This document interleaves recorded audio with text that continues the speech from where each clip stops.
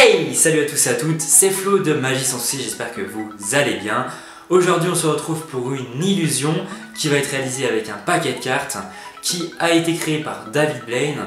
Je vous laisse apprécier la présentation du tour et ensuite on passera comme d'habitude aux explications. C'est parti!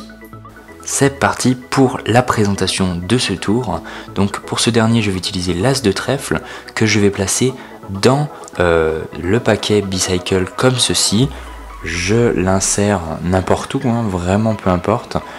Voilà, au milieu du jeu, je viens fermer tout ça, aucun contrôle comme vous pouvez le voir.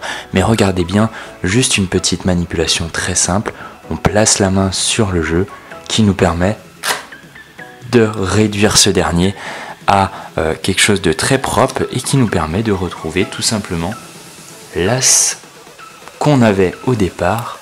Magique, non? En plus de ça, regardez, on vient prendre dans l'ordre toutes les cartes rouges du paquet et on a enlevé toutes les cartes noires de ce dernier.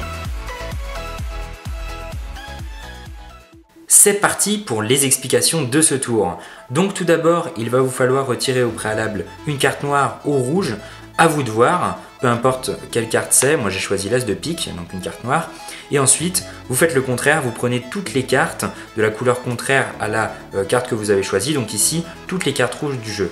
Moi j'ai choisi de les classer dans l'ordre, à part ici où j'ai fait une petite distinction, mais bon, pas très grave. Vous pouvez très bien les laisser dans le désordre, c'est vraiment pas important. Le tour restera à peu près le même. Ensuite, vous prenez toutes ces cartes-là, vous les remettez en un seul tas, et vous allez prendre votre tas qui sera à la base comme ceci.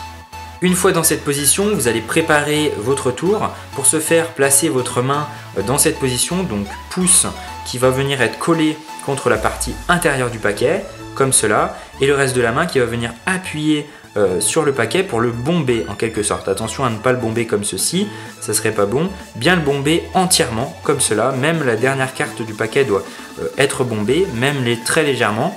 Et ensuite, une fois que tout le paquet est bombé, vous allez venir avec votre pouce de l'autre main, placer voilà, le pouce juste comme cela, et ensuite vous allez venir l'étendre sur tout le côté du paquet, comme ceci.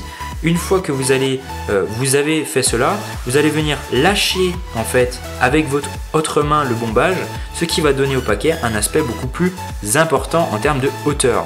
Parce qu'en fait, on a créé un espace entre chacune des cartes.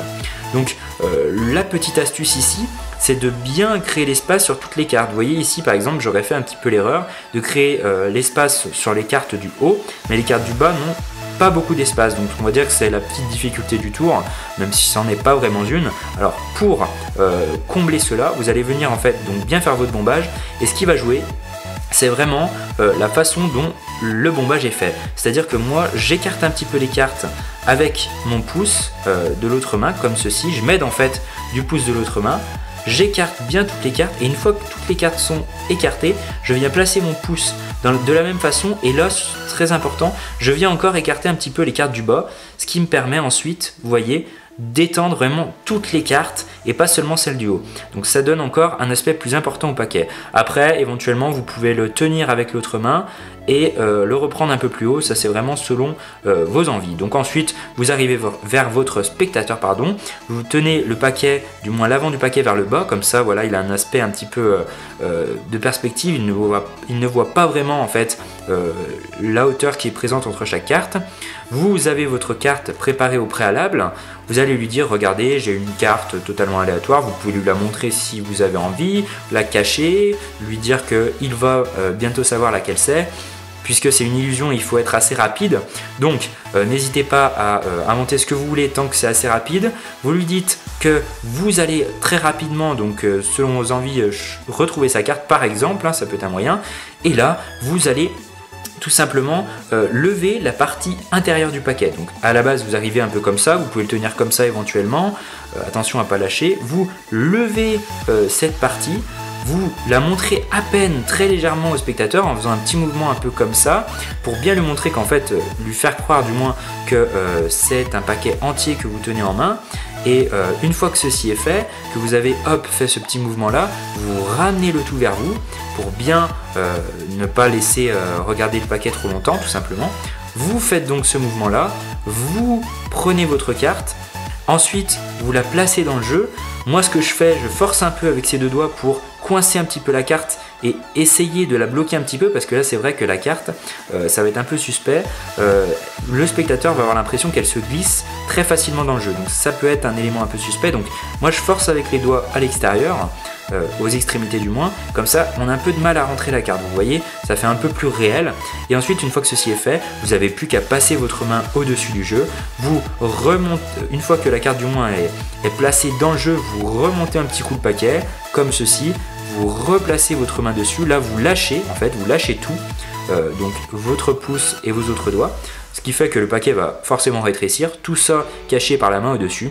Et ensuite, petite animation selon vos envies, pardon.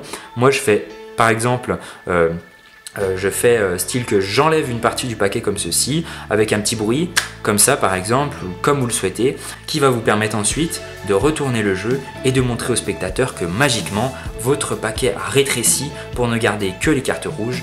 Et parmi celles-ci, on retrouve la carte du début, l'As de pique. Et pour la présentation de ce tour, donc pour ce dernier, je vais utiliser l'As de trèfle que je vais placer dans le paquet Bicycle comme ceci.